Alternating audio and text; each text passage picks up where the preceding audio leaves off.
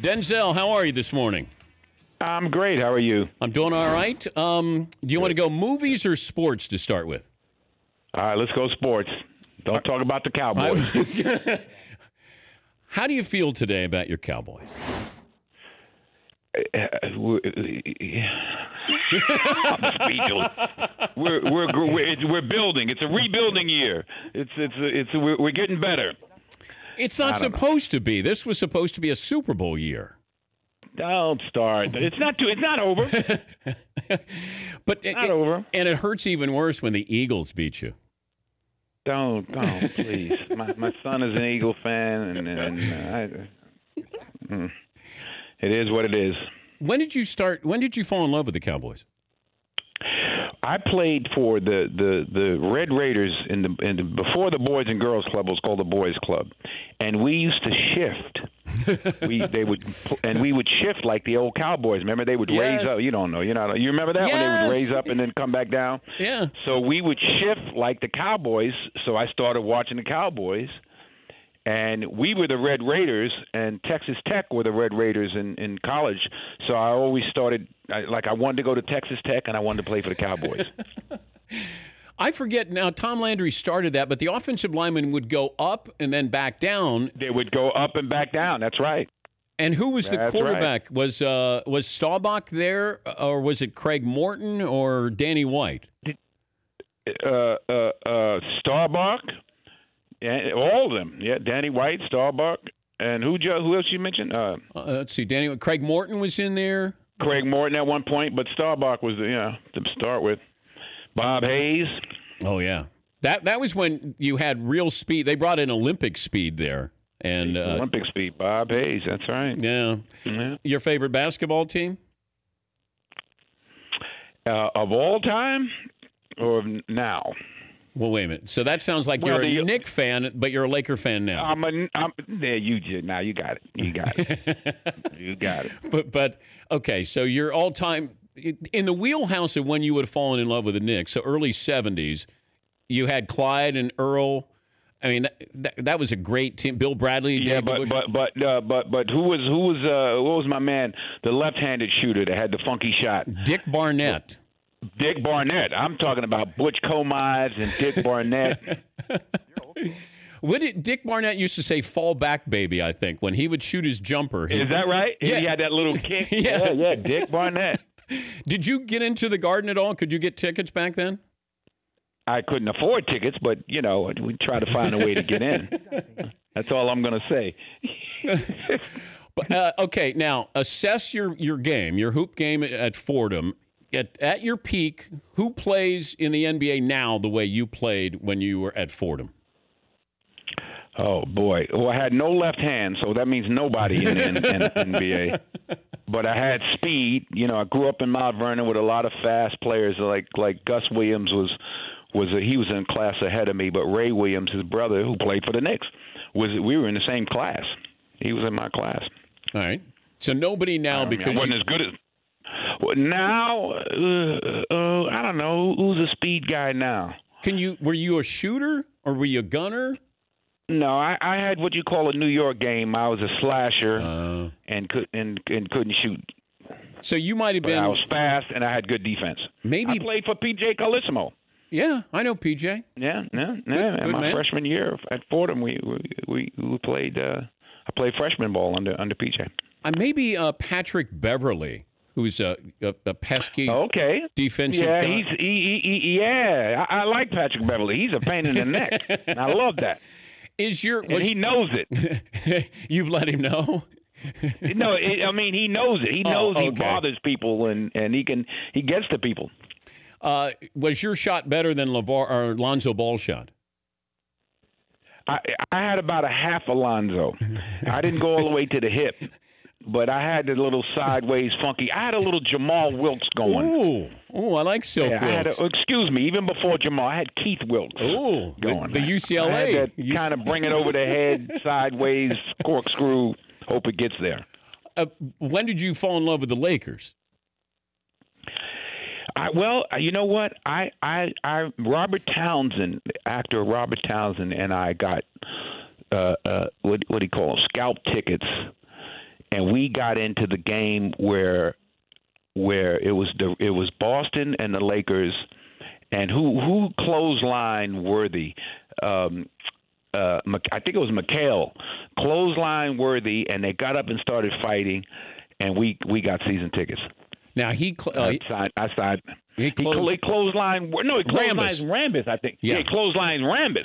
Yeah. That's right. He clotheslined Rambis, and I was at that game, and I had season tickets. I signed up for. In those days, it was the old forum, so it was called Senate seats.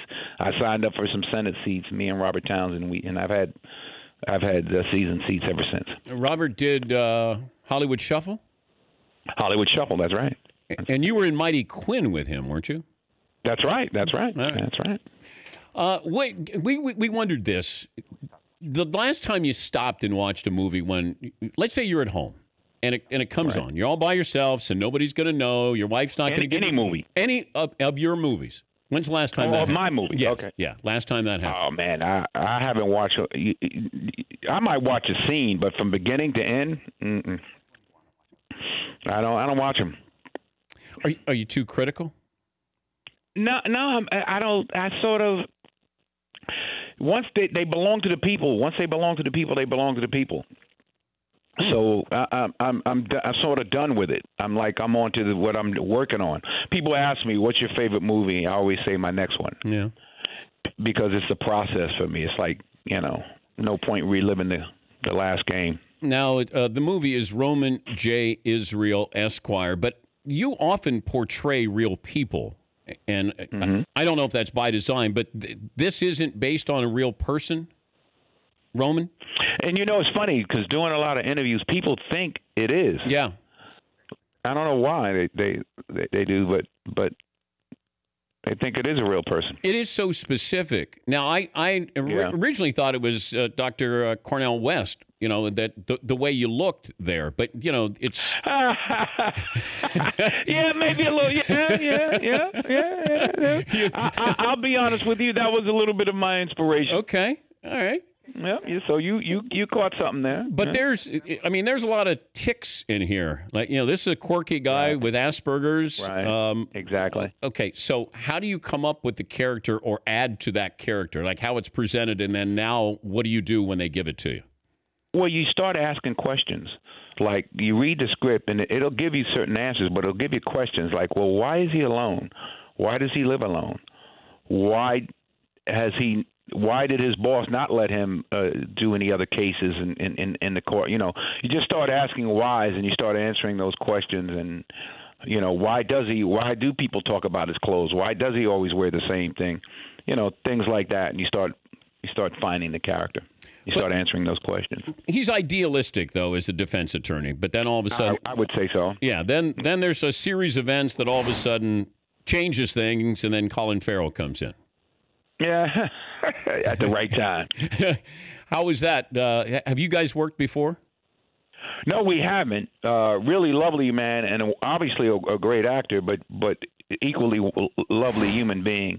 And we just had a good time working with Colin, and just easy to work with, and knows what he's doing. We had Spike Lee on a year ago, and I said, sequel to He Got Game, and he said, if you're in, he's in. Oh. So did he write something? He said he would work on it, but he said he needed you to greenlight it, and then he would write something.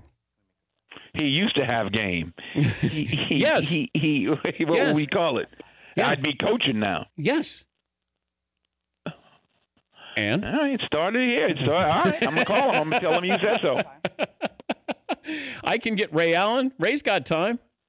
Ray's got time? Yeah. Is Ray done? Ray is done. Is he playing anywhere? He can still shoot. I think he's done.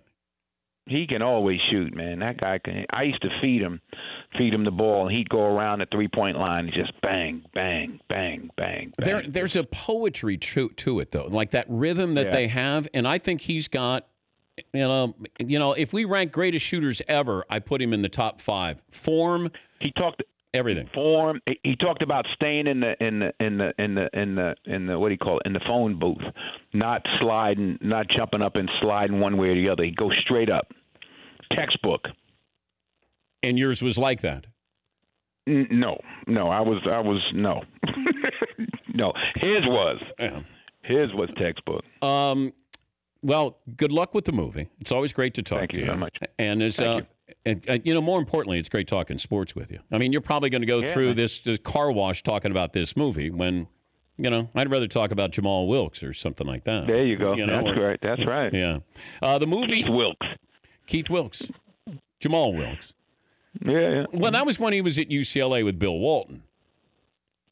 You said you were there with Bill Walton? No. That's when Silk Wilkes was there. He was Keith Wilkes. Then he became. All right. But who else was on that team? So it was Wilkes? Walton. Keith Lee was the point guard. They had... Goodrich? No, Goodrich was in the 60s with Walt Hazzard. That was John Wooden's first national title team. Walton had Larry Holyfield and Larry Farmer. Larry Farmer. Yeah. No, actually, I'm getting named. I'm sitting next to someone who's a UCLA alumni, and he's giving me the wrong era. Yeah. You had Walt Hazzard and Gail Goodrich played on that Gail first. Goodrich. Yeah.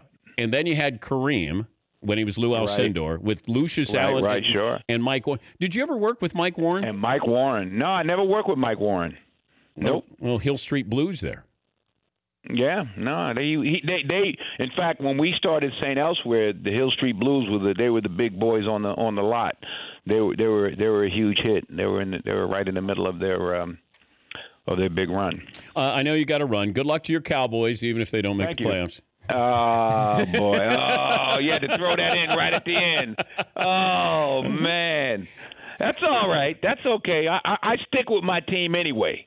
I stick with my team anyway. That's the way to. If you're a fan, don't be afraid. I'm a fan to the end. Cowboys forever. Good luck with the movie, Denzel. Good to talk to you again. Okay, thanks. That's Denzel Washington. The new movie is Roman J. Israel Esquire. For more Dan Patrick Show, tune to Audience Channel 239 on DirecTV or download the Dan Patrick Show app.